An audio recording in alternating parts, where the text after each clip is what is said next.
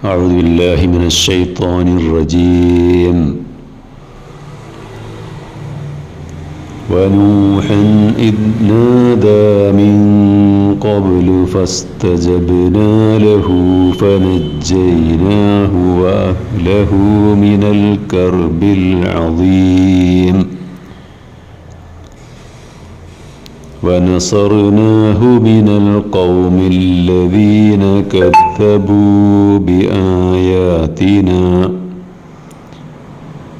إنهم كانوا قوم سوء فأغرقناهم أجمعين. സൂറത്തുൽ അംബിയ 76 മുതൽ 77 വരെയുള്ള ആയത്തുകളാണ്. നേരത്തെ വിവരിച്ച പ്രവാചകന്മാർക്ക് മുമ്പായി നൂഹ് അദ്ദേഹം നമ്മോട് പ്രാർത്ഥിക്കുകയും അതിന് ഉത്തരം നൽകുകയും ചെയ്തു. അദ്ദേഹത്തെയും കുടുംബത്തെയും ആ മഹാദുരിതത്തിൽ നിന്ന് നാം രക്ഷിക്കുകയും ചെയ്തു.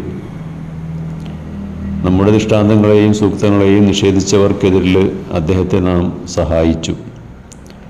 ഒരു ദുഷിച്ച സമൂഹമായിരുന്നു അത്. അതിനാൽ നാം അവരെ ഒരു മഹാപ്രളയത്തിൽ മുക്കി നശിപ്പിക്കുകയാണുണ്ടായത്.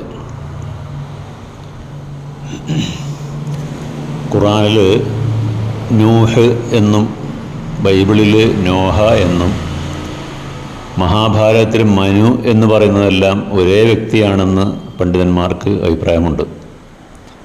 അദ്ദേഹത്തിൻ്റെ കാലത്ത് നടന്ന ഒരു മഹാപ്രളയത്തെക്കുറിച്ച് ഈ 3 വേദങ്ങളിലും പറയപ്പെടുന്നുണ്ട് എന്നതാണ് അതിൻ്റെ കാരണം. നൂഹ് എന്ന പ്രവാചകൻ 950 വർഷം ജനങ്ങളെ ദൈവിക മതത്തിലേക്ക്, ഇസ്ലാമിലേക്ക് ക്ഷണിച്ചുകൊണ്ടിരുന്നു, പ്രബോധനം ചെയ്തുകൊണ്ടിരുന്നു. പക്ഷേ ആ ജനതയിൽ അവരിൽ വിരലെണ്ണാവുന്നവർ ഒഴികെയുള്ളവരൊക്കെ അദ്ദേഹത്തെ നിഷേധിക്കുകയും അദ്ദേഹത്തെ തള്ളിക്കളയുകയും ചെയ്തു. ഖുർആനിൽ നൂഹ് എന്ന പേരിൽ ഒരു അധ്യായം തന്നെയുണ്ട്. അതിൽ അദ്ദേഹത്തിൻ്റെ ആ നീണ്ട പ്രബോധന ചരിത്രം വിവരിക്കുന്നുണ്ട്.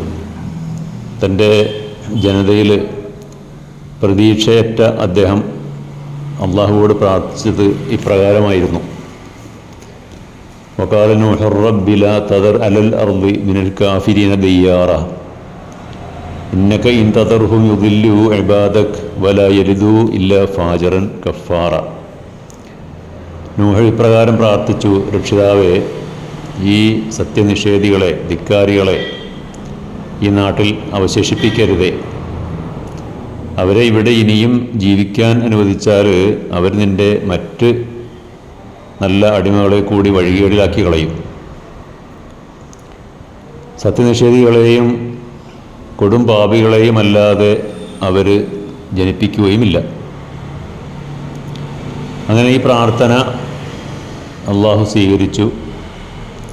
നൂഹ് 950 വർഷം ഏകദൈവത്വത്തിലേക്ക് ജനങ്ങളെ അഹോരാത്രം ക്ഷണിച്ചിട്ടും അവരദ്ദേഹത്തെ അവഗണിച്ചു. തൽഫലമായി അള്ളാഹു ആ ജനത്തെ ഒരു മഹാപ്രളയത്തിൽ മുക്കി നശിപ്പിക്കാനുണ്ടായത്. സൂറത്തുൽ അഅറാഫ് 64-ാമത്തെ ആയത്തിൽ പറഞ്ഞതുപോലെ ഫകദ്ദബൂഹു ഫഅൻജയ്നാഹു വല്ലദീന മഅഹു ഫിൽ ഫുൽക്ക് വഅഗ്റഖ്നല്ലദീന കദ്ദബൂ ബിആയാതിനാ ഇന്നഹും കാനൂ ഖൗമൻ അമീൻ. നൂഹിനെ ആ ജനത നിഷേധിച്ചതിനാൽ, തള്ളിക്കളഞ്ഞതിനാൽ അദ്ദേഹത്തെയും കൂടെയുള്ള വിശ്വാസികളെയും നാം ഒരു കപ്പലിൽ രക്ഷപ്പെടുത്തുകയും ആ നിഷേധികളെ ആ പ്രളയത്തിൽ മുക്കി നശിപ്പിക്കുകയും ചെയ്തു. സത്യത്തിന് നേരെ അന്ധത നടിച്ച ഒരു സമൂഹമായിരുന്നു അത്.